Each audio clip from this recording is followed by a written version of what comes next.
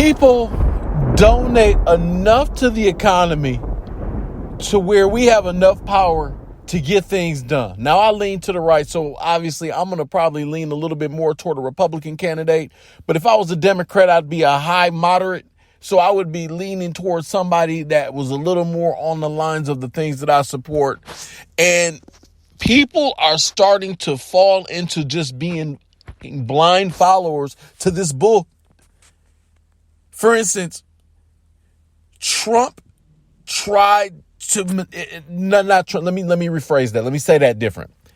If Trump tried to manipulate the Electoral Count Act, how the is he a serious candidate? Not being funny. I've not heard anyone really say this, but me, Jade Weber, touched on it a little bit. But there are certain things that should disqualify you from anything on January 6th if he literally tried to manipulate the Electoral Count Act. Again, the Electoral Count Act. Y'all don't understand how serious that actually is. How the is he a serious candidate?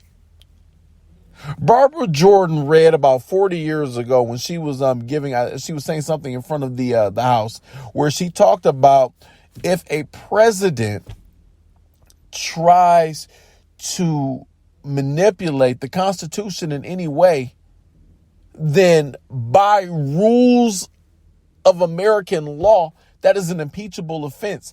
And if you want to tie it together, you could say that that is something that you could say could be interpreted what Trump was trying to do in regard to January 6th. I'm not saying that's what he did, but I'm saying that I understand why people are saying that. All right.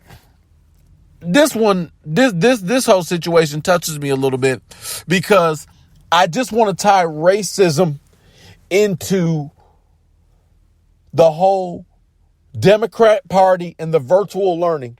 Because if you really look at it from a real perspective, and this is where, like I said, when you tune in here, you get the real. You don't get no bull.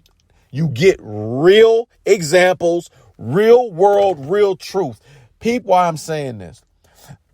I noticed that a lot of liberal teachers, especially in MPS, you know, the most complaining school board on the planet, MPS, saying that they wanted to stay home. They didn't want to go back to work. It was dangerous. All of those things. When in the suburbs and other areas, the kids were going back to school. Test scores were good. They were getting back in their routine. But all of these white liberal teachers didn't want to teach in the school because they were quote unquote nervous about COVID when they're educators and they knew that COVID was probably not going to kill them and not affect children. But they were willing to sacrifice all of that to let the kids still learn from home because why?